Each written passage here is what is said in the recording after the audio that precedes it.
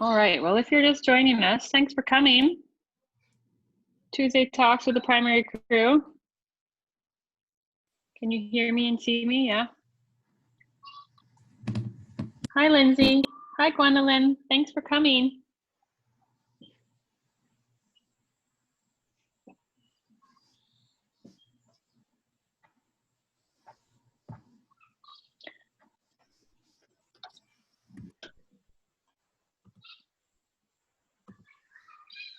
Hi, Lindsay. Haven't seen you in so long.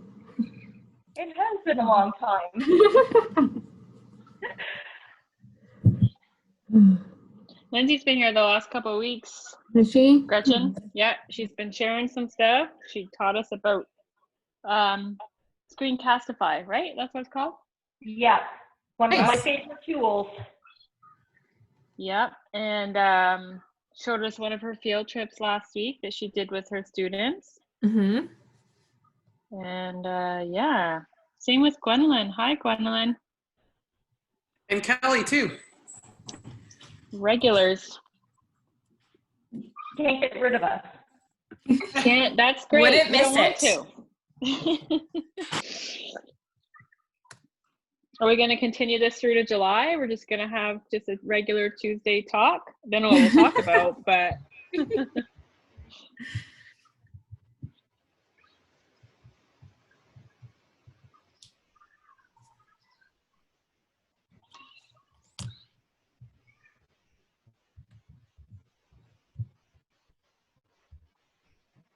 I'm curious, Lindsay or Gwendolyn, do you guys do or know anything about a global read aloud? Or Gretchen looks like she might. She made a face. I'm just hearing about what this global read aloud is. So I've been trying to do. I was just doing some reading about it, but I'm still just kind of new to it all. Yeah, it's pretty cool. People, teachers vote on a book. And so I think the voting has already happened for next year. And then there's like a schedule that you kind of follow so that you don't read ahead. And plan different. I did it when I taught grade 3-4. I forget what book we read. Oh, The Wild Robot. Oh my God, Sam. Oh, so I good. have those ones. Yeah. And so what we did with my kids is we made, I think, Padlets. So asking a question, and then there's like a Facebook group that teachers can join. Join that Facebook group, and we shared the Padlet with all the different classrooms, and so kids from all over the world would answer our questions on our Padlet. Oh, really? Yeah, and it was like questions like, what did this chapter remind you of, or something like that, right? Or first we like, where's everybody from, and that kind of stuff, and it's really good. Last year, and so there's different age groups. All of the picture books were by Indigenous authors, and they were really, really good books. And there were a couple schools in our board who did like this as a whole school with those picture books. So I know that Lansdowne did, and so they based a lot of their Indigenous learning and stuff around those picture books as a whole school. And yeah, it's a really cool thing. I think it's great. Well, I see a few questions in here around how do you participate. So I don't know, I'm new to it, but from what I can gather is you sign up for it, like, and then it'll send you. My wondering is, so like, does someone send like questions, or do you just read along and you come up with your own questions? Yeah, you come up with your own. And you just do it how you want to do it. It's just getting kids all over the world reading the same book and then somehow connecting with each other and talking about it. So that sounds really cool. So you can like direct it however you want to go based on, what your class needs, but there's the connection part of it. That's really awesome. And there's that you can join, like there's official Facebook groups, I think, and then there's like the Facebook groups for the different like the different grade levels too. So yeah. It says it kicks off October the 5th. So I've put in the chat the link to sign up, and it's just asking for your name and your email, the continent that you live on, the grade level of the students, how many students you think will be involved, whether you're a first timer or a veteran, and then some suggestions for books. So there is a link there that you can fill right into the Global Read Aloud. Yeah. I might be I'm thinking, wouldn't that be cool to do as a whole building or something? Yeah. I really like how Lansdowne did it. So it wasn't last year, it was the year before last. And yeah, and last year, oh no, the School of Thinking of didn't do that. They did something a little bit different. It's a really Who do you think I talked to at Lansdowne about how that all, do you know who organized it? Talk to Van Bundren. Oh, yeah, okay. Yeah. Laura. Yeah. Laura. Laura, yes, thank you. Okay. Or Tara Griffith too. She's I don't think she's at Lansdowne anymore, but she was a part of it. Sam's teaching hat is on. Yeah. I'm just trying to, turn it on. It's been off. It's only been math focused for so long. So I'm trying to think about other stuff. Yeah. And it's really cool. I've been, the books are really like equity based too. So like it's a good books. well, that's what I've been doing so much talking with you about books and stuff, right? That I'm like, okay, how do I take this not just for my class, but to like other classrooms and things like that. So because my favorite thing, I'm gonna check it out.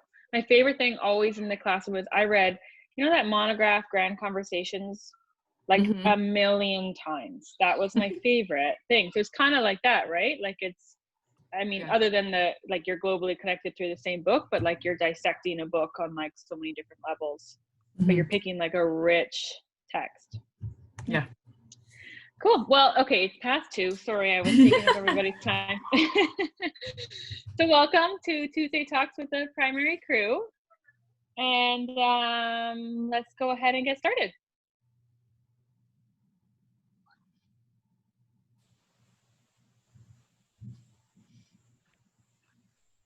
Looks like Nicole's still having fun in her log ride on her emoji there. I contemplated changing it, but I'm like, no, that one's too fun. It is. Actually, Nicole, funny story before we get into our land acknowledgement about the log ride. Last week after our session, we shared like all the Wonderland virtual trip ideas and stuff. So I did one with my kids and we did the log ride. And I thought of you, and they had like their hands up and like the water splashes in the face. Almost. I know. I think, did they like it? They did, yeah. It's probably the closest they'll get to going on it because they're scaredy cats, but it's good. See, there's that piece of it too, right? For those kids who would never otherwise go on a ride, they can do it that way. Yeah, it was good. Thought of you.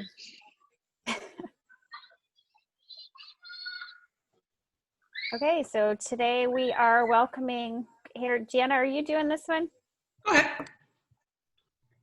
Today we are welcoming Gretchen with us, and we just want to check in with those of you who joined us today to see if any of you went field tripping.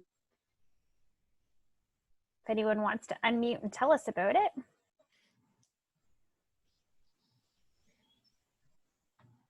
I haven't gone yet, but I have several of them in the next few days. Like I have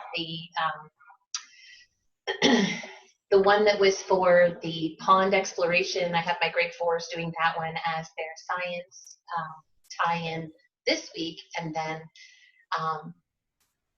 for social studies, they're going to do the Google Trek in the Arctic, which I think it's going to be really cool to compare what's the same and what's different about the Arctic and where we live. So, and then next week we get to do the Canada's Wonderland. I think they're going to love that.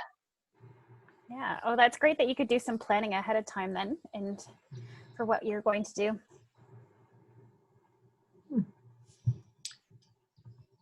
Before we share, we have lots of share that I want to get to. Should we do the land acknowledgement first? Yeah.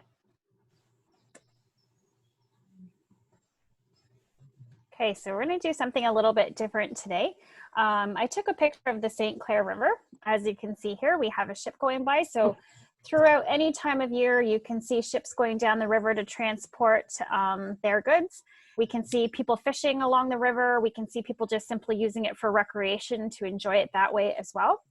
So prior to this land being called Canada, the St. Clair River was just as important. It was extremely important for transportation and for the sustenance of the Indigenous people that called this land home for thousands of years. So at the end of the river today, you will find Aamjiwnaang First Nation. And in the middle, I don't know if my pointer will go here. I can see your mouse moving around, where it was. I have to find my pointer. The bar at the bottom there? Yeah, when you have it, click on the little lightning. Oh, there it is. Oh, hold on.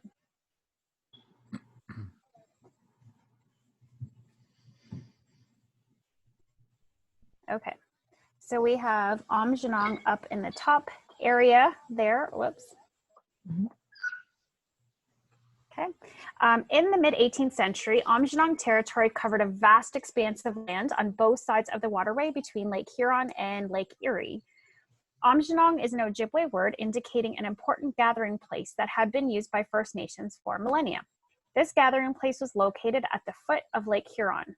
According to the Aamjiwnaang website, Aamjiwnaang means at the spawning stream.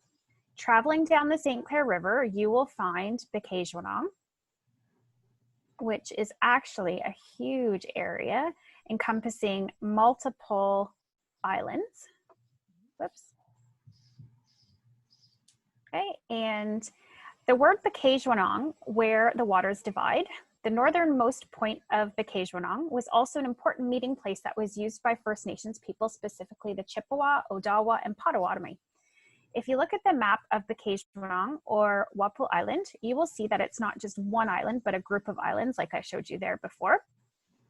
And it is made up of millions of years of sediment that were being built up along the river. We would like to acknowledge that the land on which you are gathered is part of the traditional territory of the Chippewa, Odawa, Potawatomi, and Delaware nations. These Indigenous nations, known as the Anishinaabe and Lenape, right, Gretchen? Yep. Agreed that their ancestral languages to the mutual sharing of the land with obligations and responsibilities to the environment. Today, these responsibilities and obligations extend to all peoples. An important aspect of a territorial acknowledgement is a call to action to make a commitment. In the extended version of the LKDSB territorial land acknowledgement, we are being called to take the responsibilities and obligations to the environment. Good job. Thank you. That was good. Gretchen had to help me out a little bit there, so. No, You awesome. did a great job, Nicole. Yeah. That's great. In the chat with some of the field trips, Natalie said that room 404 went to the Toronto Zoo Friday and they loved it. What was their favorite part, Natalie? They all loved that they could see the animals, and each one wrote back and gave me like a mini lesson on what they learned about an animal. So I thought that was really cool. And they said, we want more, we want more. And lucky, since I've been to this conference, I can now give them more. So thank you. That's awesome. And Kelly, you guys went to Lawrence C. Henderson. Can you tell us about that? I hooked it into my Bitmoji classroom, and so it was on me for last Friday. So the goal is to have something new on me for this Friday. So they just had to, it was more of an exploration for them, just something fun to do. And then I did ask them for something they learned. So they all responded with something that they learned on the pond tour. So it was very cool, and it's local, and some of them have been there before. So it's neat. And Lindsay, just today, you guys went to the pond. We did go to the pond. So my kids love learning about animals, and we had done the Ripley's Aquarium last week, and we looked at animals in different habitats. So this was a way for them to connect their habitat learning to the specific pond that is local and that is more familiar for them. So the turtles were their favorite part. That's been a huge piece. They love turtles, and tomorrow we're going to watch a video of my cousin who rescued a snapping turtle from being hit by a car. So they pulled the turtle away, and so she goes through how to properly move it off the road. And so I'm excited to see what the follow-up will be here. but they love animals, they love nature, and the more we can connect them, even though we're virtual right now, the more I think they engage. So it works for us.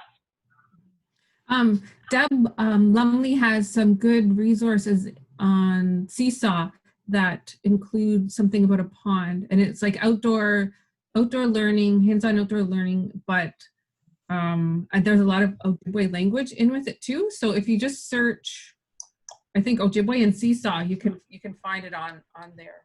I found it last night, and it links to a really cool like a virtual classroom, but it had a lot of outdoor videos and stuff, and there were turtles in it. That's what made me think of it. Yeah. Thanks, Gretchen. Mm-hmm. So those of you who mentioned doing the virtual field trips, how many of you did them through a Google Meet? Anyone?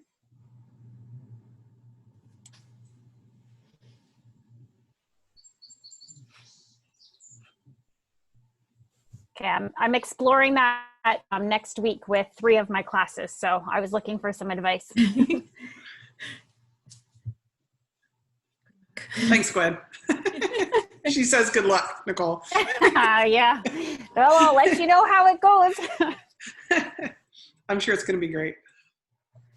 Nicole, something that worked well for room 404 today was I'm not going to say it properly in French, but we do something called a mystery box.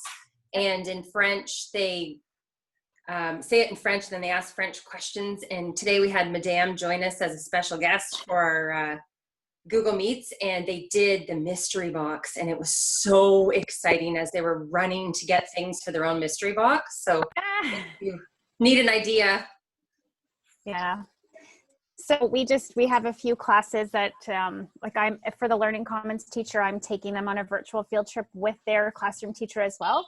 So we are actually adventuring to different locations. So we're doing a zoo trip, and we're doing Wonderland for one of them, and the other one we haven't determined yet. So we shall see.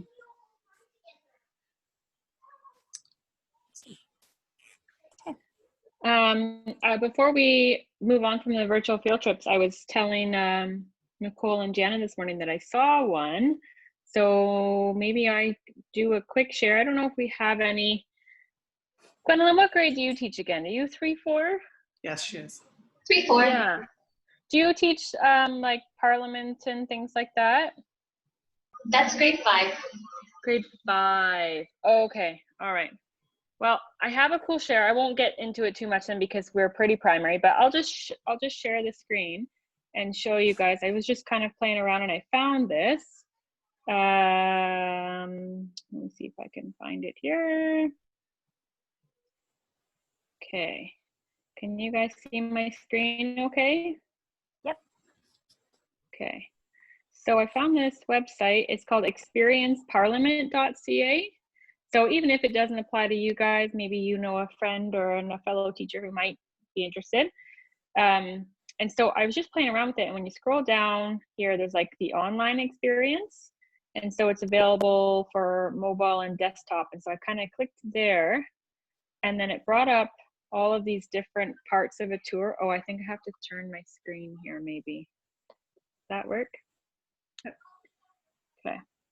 I was playing with it earlier on my laptop, so now I'm on the iPad, so it might look a little different.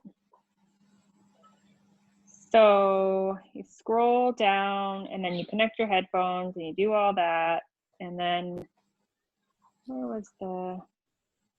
Yeah, so just does different sections of it. So it looks like this is the first section you started at. This is the Confederation Hall, and it's still loading. It looks like. Very slowly. So Parliament is the heart of Canadian democracy and the center of federal decision-making. Within these walls, our representatives in the Senate and the House of Commons pass laws that affect each one of us. So it just kind of goes step by step. It talks. And we then are it shows in you Confederation a bit, Hall, the main entrance to the iconic center block.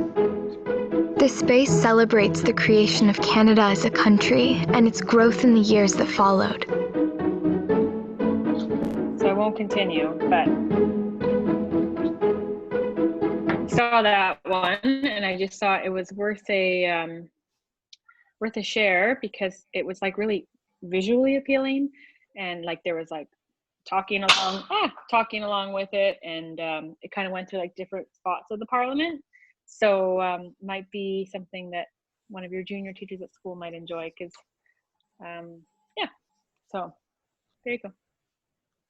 I just added it to our collective virtual Awesome. Google Good Doc. call. Yeah. Sari, you just said in the chat that you found a good video of 15 great places in Ontario on the community seesaw, Niagara Falls, CN Tower, Algonquin. That sounds awesome. Imagine being able to virtually do Algonquin. It's got good videos. The only problem is I'm looking for it again now and can't find it. But anyway, I'll look again and can share more if I see it. So. And if you find it, could we put a link somehow to that Google Doc? Yeah, we can copy it back in the chat. You mean, Jana? Yeah. Yeah, I'll let you know if I can find it here. So. No worries. Even if you get back in, it sounds like too. Do you have email it to one of us? We can pop it in that doc for you. Okay, thank you. Thank you. You're welcome.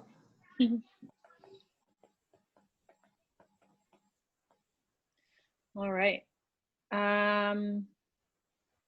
that all we wanted to share about the field trip, ladies?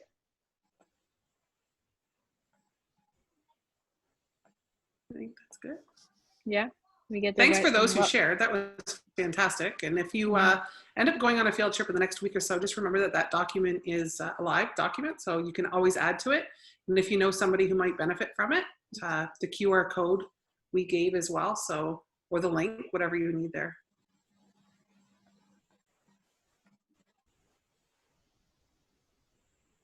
Lindsay, was it you that went to Disney for your virtual trip?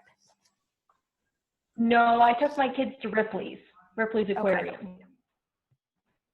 And Rod shared virtual tours for art galleries. Thanks, Rod. It's not a golf course, Rod, but I'll take it. No, those are just magic words. I think you search virtual tours and there is a ton of stuff out there. Just look whatever theme you're looking for. Yeah.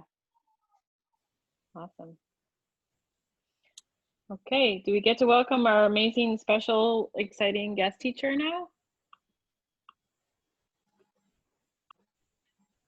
Do we need a drum roll? Okay, there we go. Sorry, I was on mute. There we go. It's okay. We were working on finding a drum roll for you, but we didn't. Oh no, that was a very nice introduction, though, Sam. So. No, Gretchen was waiting for her great entrance there. Yeah, I forgot to unmute. So yes, even though I do this every day, I still forget to unmute.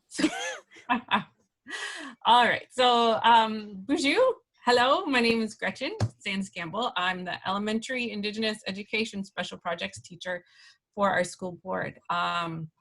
Normally, I would be coming into your classroom or helping you find guests to come into your classroom, or I'd be out and about visiting people and getting to know kids and just bringing resources to you. But so for now, it looks a little bit different for us. So what I'm going to share my screen here. Let's see here. Oh, I think I'm going to need. I have to release it, Gretchen. Okay, there you go. Yep. Okay, so we are in June, and in Canada, June is Indigenous History Month or Indigenous Heritage Month, and also June 21st is National Indigenous Peoples Day. So I just wanted to share some resources and some things that you can do in your classroom for this month, but I just really want to talk to start about amplifying many voices in the classroom. So let's see here. I'll put this up here. So yeah, I just have to talk about amplifying many voices. And just to start, I want to talk really quickly about the Truth and Reconciliation Commission. So in the early 1990s, residential school survivors started to tell their stories in the media, and a lot more people were learning more about residential schools, because before that, you know, people did not talk about it a lot of people didn't know that they existed. So in 2006, the government started a commission, the Truth and Reconciliation Commission. And until 2015, they interviewed over 6,500 survivors, residential school survivors, and their family members, so witnesses in case somebody passed on. And all of these stories are recorded, are documented in the Truth and Reconciliation Report that came out in 2015. And in that document, there's also 94 calls to action. So these are calls to action for, let's see, these are calls to action for all Canadians to help to work towards reconciliation. And there are different parts that are specifically for, say, the health system or the justice system, and there's parts that are for education. So I always like to look at 63.3 here. And it talks about building student, and I like to say student and teacher because that's my role right now. So building student capacity for intercultural understanding, empathy, and mutual respect. And so that's something that we as teachers are called to do, okay? And to work towards reconciliation. And for us as teachers, we are the ones who should be sharing the truth, because there's the truth part and there's the reconciliation part. And so we really are the sharers of the truth. One thing that I always say when we talk about this is there will be discomfort in this learning. There's discomfort in learning about the relationship between Canada and the people who are Indigenous to this land, because it is not a happy relationship for a lot of the time. And there's discomfort in sometimes talking about racism and talking about being able to talk to your students about racism, and even just talking about whose voice has been centered in your classroom for the longest time, and whose voices that have been pushed to the margins, so pushed to the sides, that we need to decenter. Okay, so I'm just these are some questions that we need, as teachers, we need to ask ourselves, and we need to take a look at our classrooms, we need to take a look at our schools, we need to take a look at the resources that we are using to share with kids, right? So whose voice has traditionally been shared in your classroom? Whose voice are you continuing to share, and whose voice needs to be amplified, right? We need to bring those marginalized voices to the center so that they are being amplified, they are being shared. The knowledge that the cultures bring is normalized, and it is shown that it has value in our schools. Okay, I'm going to share this here. I would just like you to look at it, and maybe if you're feeling comfortable, maybe we can, talk about what you see or what you notice in this infographic right here.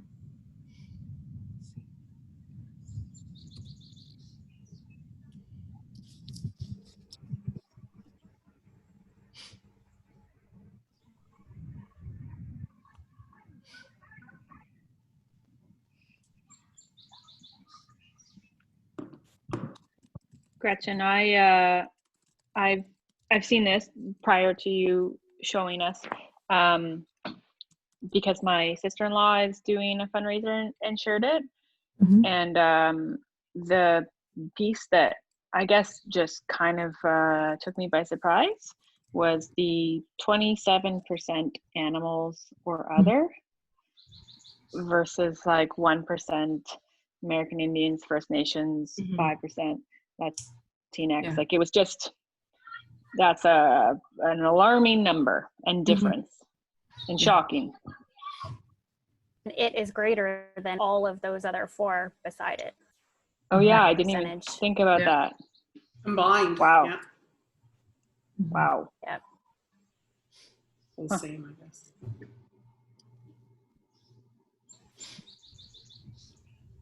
I'm going to give a few more seconds here. Wait time.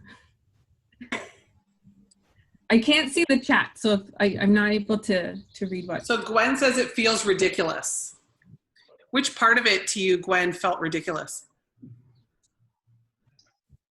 The fact that so much is centered on white and or animals. I suppose that's what is most comfortable, because it's so familiar. But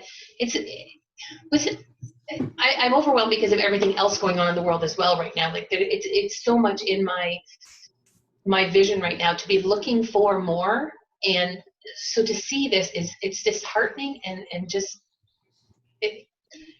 it's got to change.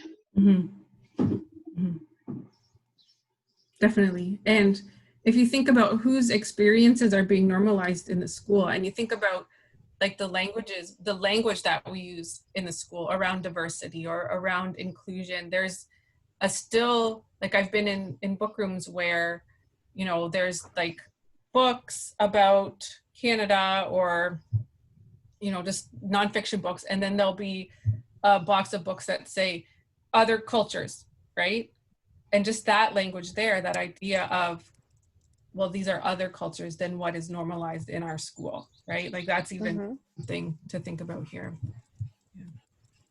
So if I could jump in for a second, I've done a little bit of work in the whole white privilege sort of world, not very much, but a little bit, and a little bit of reading, I guess. And this to me, and when I talk about it often, I am met with actually silence most of the time, and I don't know whether my gut when it happens is that people are disagreeing with what I'm saying, but not willing to talk about it, so they just stay quiet. It could be not that, it could be that they don't understand. It could be a lot of things.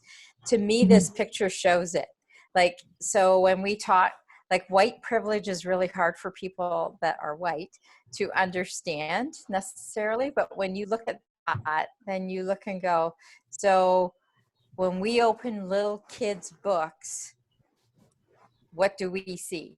We see white kids, we see white moms, we see white dads.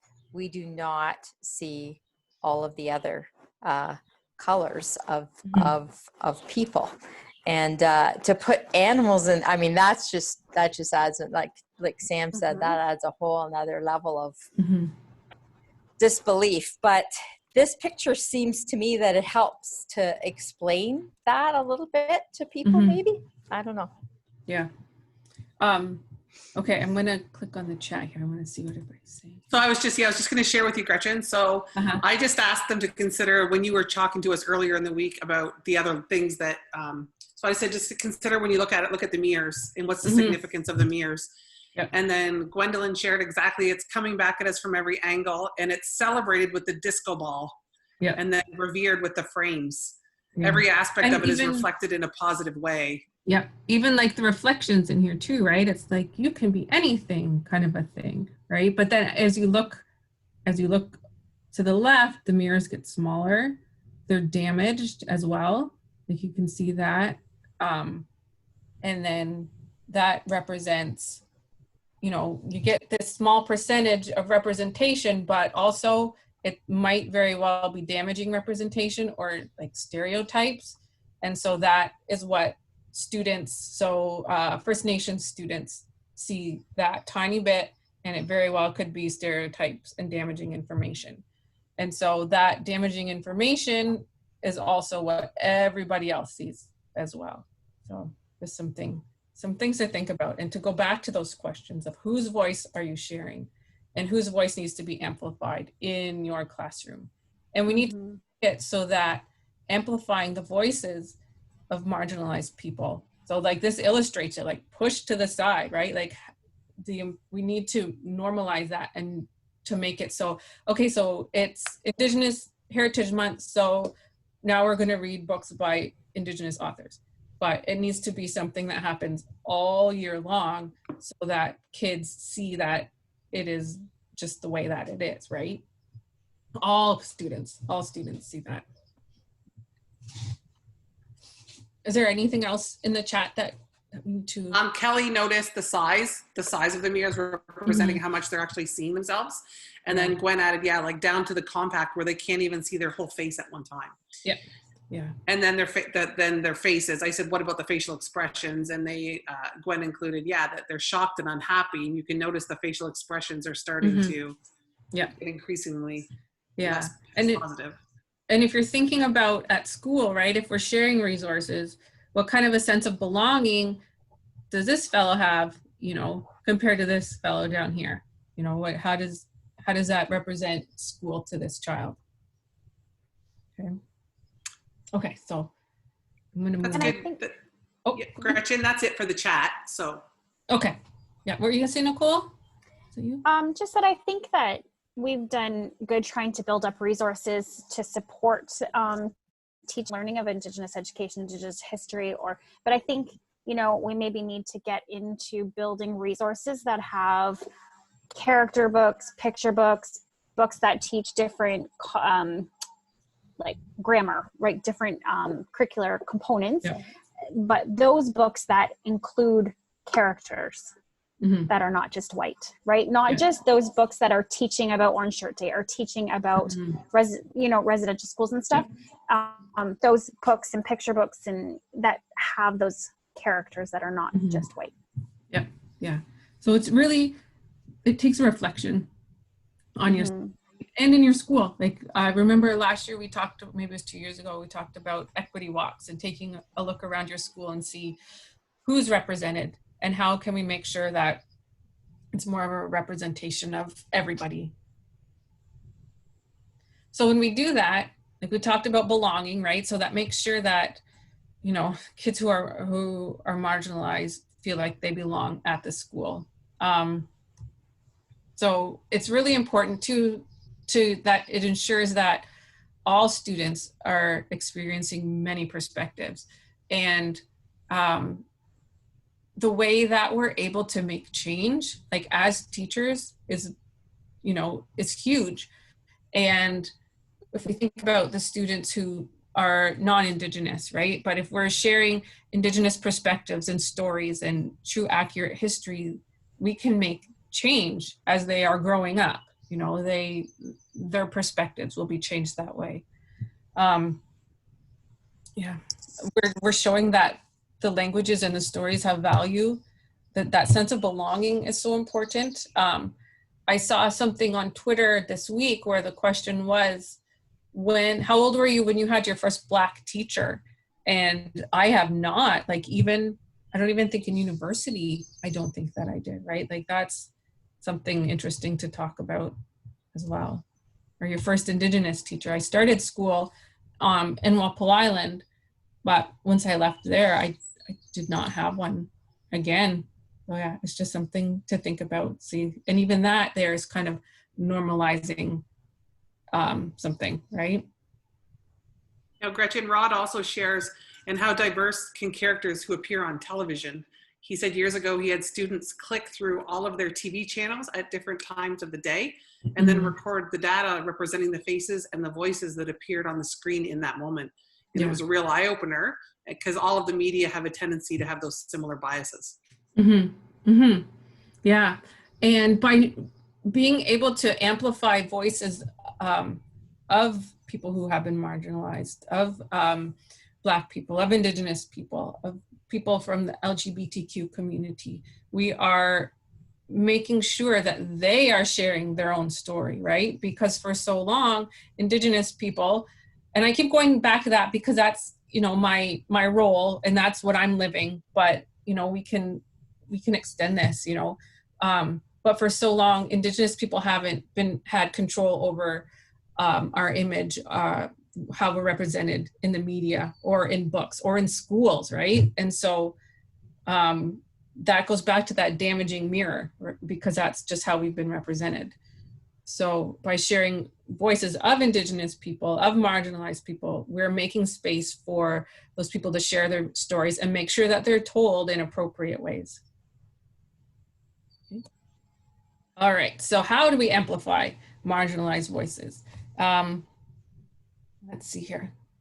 So if we are able to look and acknowledge that we are not amplifying marginalized voices, we need to make a conscious effort. And I saw Sharon Drummond said she took the data of all the books that she read this year to her class. And she's making a conscious effort to read more books about people who have different experiences than her, you know, so wow.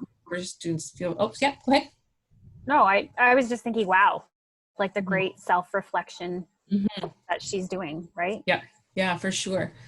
And I wanted to share a story today. I just got this email today at Banquet. They've been doing a lot of work this year to invite Indigenous visitors in from Kettle and Stony Point and to share stories and to invite, like they invited me in a few times, and they've done a lot of work this year. And a family member, or like a family of a little guy, I don't know what grade he was in, I don't know all the details yet, I just got it before my previous meeting to this one. And so he wanted to share with the school a slideshow that they had made about powwow. So let me see if they said I can share it. I'm not gonna like email it out or whatever, but this is something that was really important. So, you know, he talked all about his powwow and what it means to him and his regalia.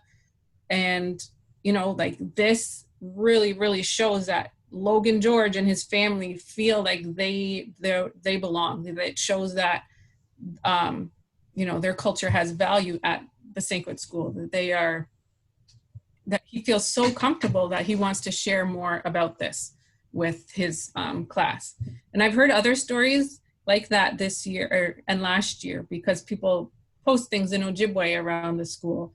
Or if they hear Ojibwe O Canada on the announcements in the morning, you know, the families, when they're there, that makes them feel like they belong there. So, and it was such, like, it's so great to see this. Like, I was like, this just warms my heart, right? Like they sent a bunch of pictures in of him and his family. So I just thought, I was like, I need to share this. So I totally had to share that with you guys just now. Okay.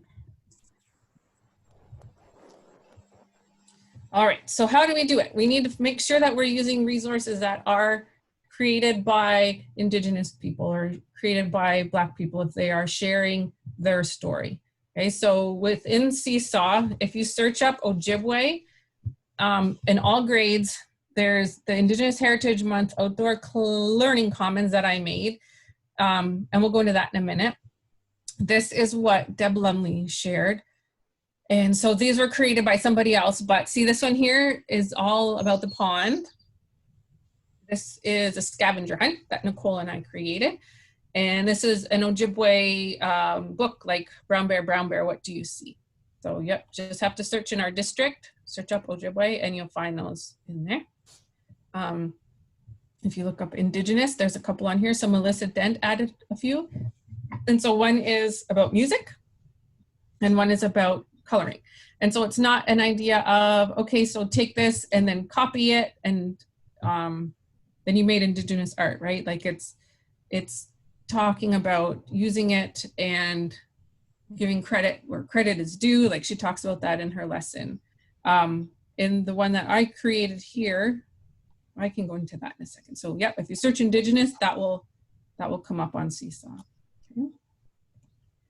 So this is the one that I created that you can use.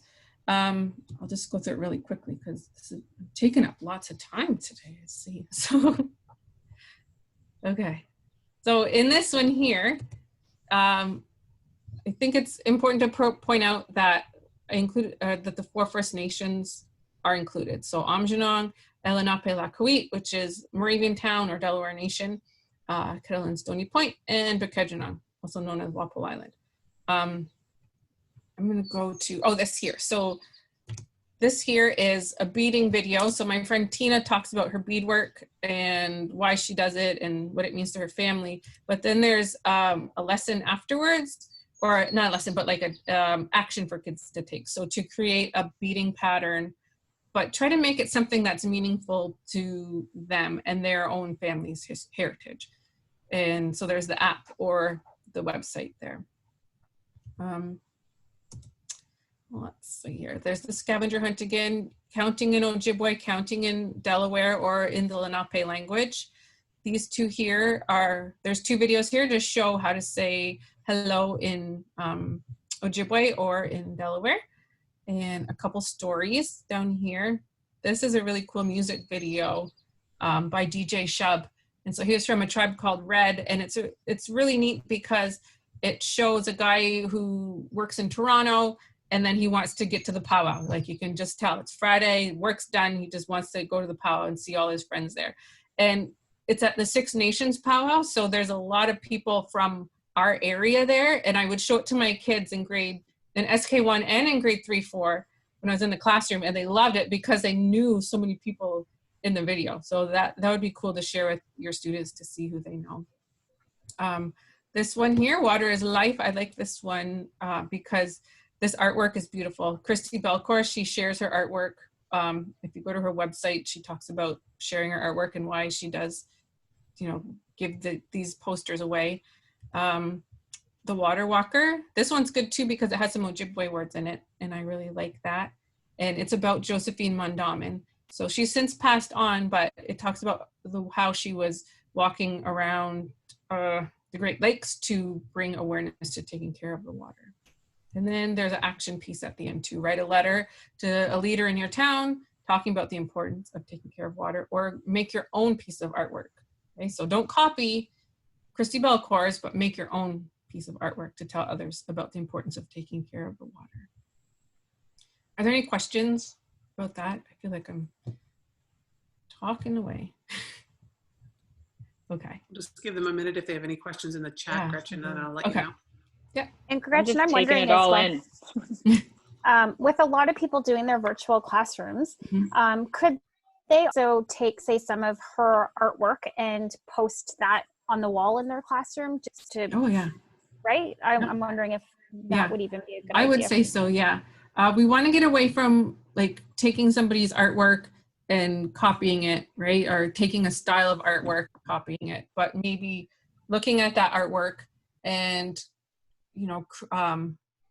taking the message and your response to it and creating your own piece of artwork in your own style of art. So Gretchen, no questions, but very appreciative participants. So Natalie says it's fantastic. Gwen, again, she said she super appreciates the resources. She really likes what you've done. And Lindsay as well, just thanks you because it's awesome and they're ready to use it. So thank you. Okay, good. Yeah, it's in Seesaw, so you can find it all there. Is it just in Seesaw, Gretchen? Nope, there's a Google link too. I have that in I have a list of resources that I created in a Google Doc, and I can add that to our to the show notes or whatever you guys call it in this group. So we can, to your resources link, we can put that in there. And you tweeted this out as well, right? Because I'm pretty sure I shared it. Yeah. I was just wondering about our blog and whether. Yeah, that's funny because I was talking to the Indigenous team today, and they said, "Did you post this on your blog?" And I said, I did not do that. It's on my list. So yeah, I will post it there, Marilyn. Okay. And I like how it can either be used all in one, or someone could take a piece of that and take your classroom and they could build something around that as well and have one idea from that and do a learning opportunity that supports that. And they could just do a little bit of that over time, or else it could be a resource for students to for all different items, right? Yeah, and it doesn't have to be just for Indigenous Peoples Day or Indigenous Heritage Month, right? Like these are things that you could use, in the fall. This Ziguan means spring, Ziguan scavenger hunt, the spring scavenger hunt. Nicole and I will have to make one for the fall, I think. So yeah, we can do that. Oh yeah, I look forward to that. Okay. And so Monique Smith, she wrote a lot of, I think she has like 3 or 4 children's books, picture books that she reads on YouTube. So you are able to go Monique Gray Smith and you find her channel on there and she reads her books on YouTube. Alrighty, so let's see here. So just take a little minute to reflect and say, ask yourself, what holds value in your learning community? So if you're thinking about in your school or in your classroom, what do you have on the walls, right? What are you showing holds value by demonstrating it in your classroom? Maybe taking care of the earth holds value in your learning community. So you share a lot of things about that. Right? So trying to find out ways to share, to amplify marginalized voices in answering that question. And this was something that I found on Twitter. And so this is kind of a like an anti-racism virtual classroom as well. And we'll make sure that that gets in the resources too. And so these are all YouTube links that Safe YouTube, and a lot of really, really great books on here as well. Okay, so again, it's going to be uncomfortable, and sometimes you're going to make a mistake, and that's okay. You know, I've made many mistakes in my life, and there's such value in being able to learn from your mistakes and to admit and to move on and to keep going, right? Like it's going to be, it's hard work, but you know, it's important. So amplifying those voices that might be pushed to the sides is such important work, you know, but it's good. So yeah, whoops.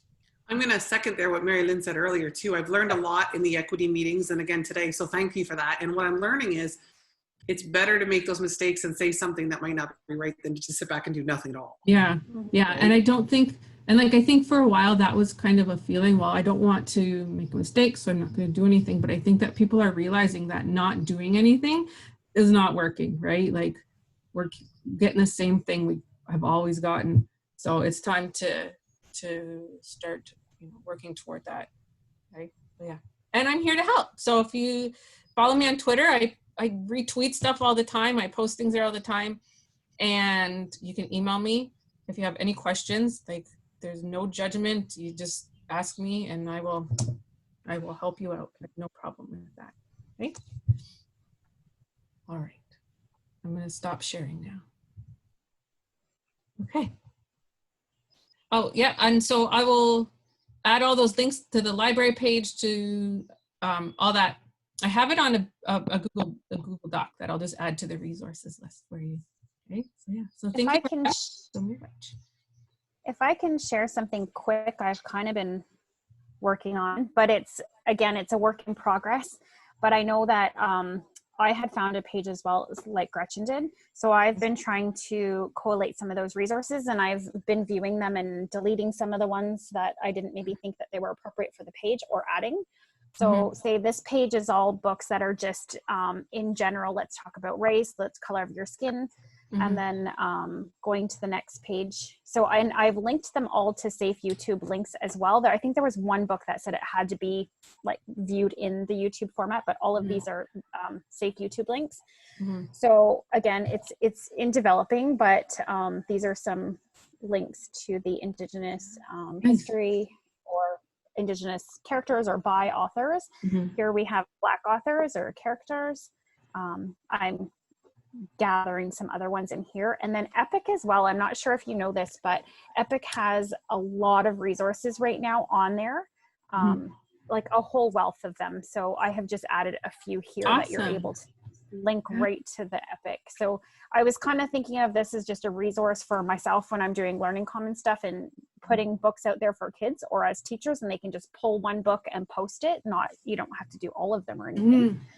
But just a little resource bank as well. Well, that is incredible. Well, I've also used ones that I've found someone created too, but just changed, deleted, or kind of Safe YouTube linked them. But if anyone wants to, I'll change the access to it. And if anyone wants to add to it as well, like I've just taken saved the image of the book cover and then put it on, and then put a link to the read aloud to it. So if anyone wants to add to that to help this expand this library for all of us, you are more than welcome to add to that. Good job. So I think, Kelly, that she just answered your question. Kelly asks, are you going to be sharing this? With a big wow. I just have to change so if I'm changing my access to it, oh, hold on. Okay, I thought I shut my computer down, but I didn't. Good. So is it good enough just to do everyone with the LKDSB link? I'm opening my share settings here. Yeah, I would set it to that. Okay.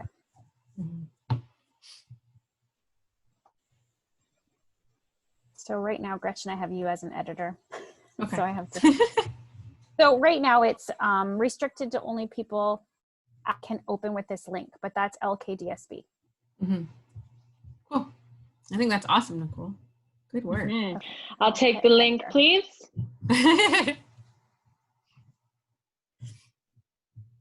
Also, I just have to say, like, Gretchen, the entire time you talk, like, I'm always just like, I want to hear everything you say. I just love when you share. Yeah, I'm so happy you came on this week. Thank you. Aw, thanks for having me, guys. I appreciate it. Anytime. Does anybody have any questions for Gretchen?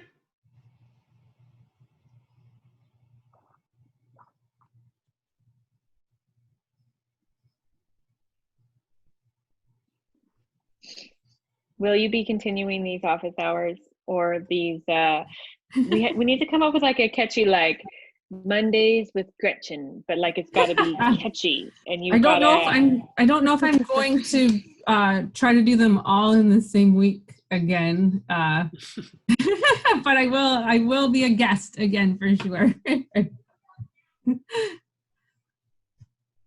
Well, thank you. Now, you said that June 21st is a big day in June Indigenous as well. Peoples Day. Yep.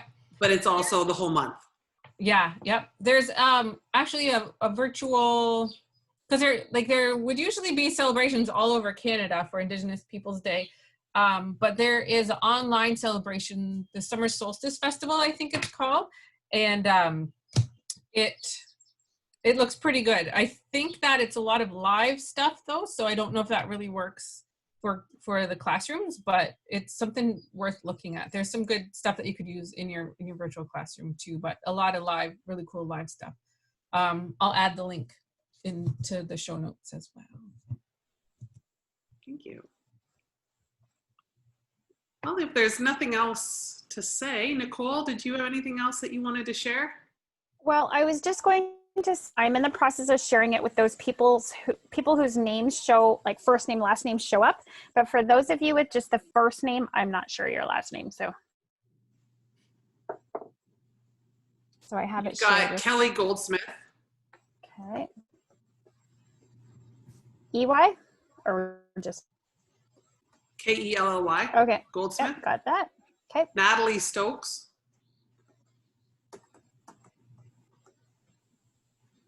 Sari, is yours just Sari McMahon or is it Stonefish as well?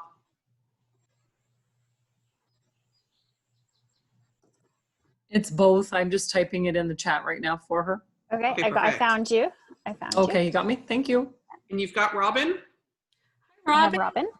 My friend Robin. And Steph, what's Steph's last name? Oh, Blair. Steph Blair? Is it Stephanie on here? Yeah, she said Stephanie Blair. And then you've got Stephanie Gwendolyn. Blair. There's two. There's two of them, Steph? Yeah, but mine's just Stephanie Blair without the number one. So it's just Stephanie Blair. Thank you. I see. And then we've got Sarah Langan is our Queenie login. Sarah Langan, Langan. Okay, it's sharing it to the .coms, so it aired. But again, it's a work in progress, and feel free to add to it. If you can, you know what, I didn't put on there to make a forced copy, but if you can copy of, if you're adding something, you don't have to make a copy, but if you're going to change it or do that, just make a copy of it, please. And did you get Gwendolyn?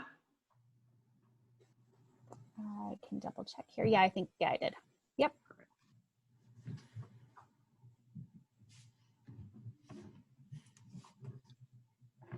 Well, with that, we do have 4 minutes left. We're going to let you go a little bit early. It's beautiful out. Before you go, we did want to say that next week is going to be our last office hours. So make sure that you come for our last week. Not sure what the topic's going to be. We'll chat about that, but it will be our last week for office hours for this school year. Is there anybody that had any input as to what you would like to talk or speak? Natalie does. She's got her hand up. I'm trying to think of a cool way to end the year, like some sort of consolidation for the kids. And I don't know, I've been Googling it, looking it up, talking to other educators, but it'd be a really cool way to end it with a connection. And Gretchen, thank you so much for everything. Today was awesome. Thank you. Thank you. You're welcome.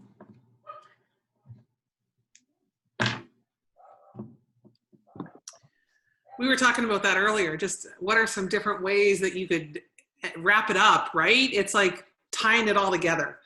And so, yeah, we could definitely talk about that. And if you guys have ideas, bring them, right? So we'll still have another week and a bit after next week's for you to be able to take those those ideas and put them together. You know, I was talking with one teacher about having popsicles on a Google Meet, right? Just getting the kids, bring a popsicle, and they can all enjoy.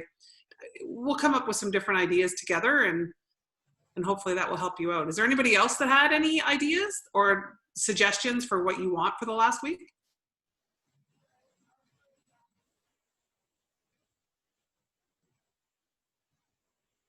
We could throw a little fun in there too. Yeah.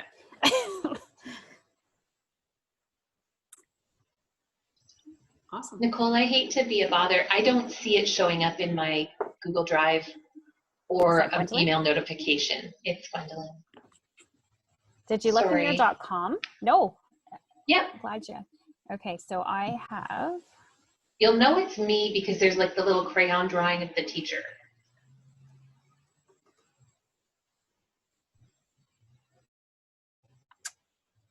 Is it Gwendolyn Decker? No. No. Maybe that's probably the problem. Yes, there's more than one Gwendolyn. I'm Gwendolyn Bombardier. Oh, I see you. Okay. Thank you so much. Yeah, double check that because it should have just sent. It's there. Thank you. All right, you're welcome. Oh, and Rod says he'd like to hear how folks are closing out their year with their students. His daughter created digital postcards that students will be invited to send. What a neat idea. An exit card with student experiences and a creative way to get some feedback. Thank you, Rod. Tell us more, Rod. Well, oh, Gwen wants more, Rod. My daughter teaches a grade 5, grade 6 class, and she was big into the whole, she did a lot of the Bitmoji stuff that you've been doing. She's done amazing stuff. And her parents have been writing to her principal saying what an amazing teacher they have. But one of the things she did that she's prepared is just a template. I think it's a Google Doc. So it's like she just created this postcard. It looks like like it's got a postcard stamps and stuff on it. It's hard to explain, but it's just a template with a blank fill in the space in the middle with a friendly font. So it says type here, and each student gets a different copy of that. And then they type a message. And there's something about when a message can be done in a creative way, rather than just typing the words or writing the words, when you make it look like something special, it kind of is more meaningful. And it strikes me that students that have had this experience might have a lot to say about what it's been like. How could you have a creative way to get that information back? And how might that inform what takes place in September if part of their experience is this online world? I come from a background in design thinking, and one of the big things that designers need to do is they design solutions, but they need to get feedback from the people that are experiencing what those solutions are. So we've done some really great creative stuff, but what are the students' experiences of those Bitmojis or of using of Seesaw or using whatever Google documents you've been using? How can you get from them something that might guide what happens in the future?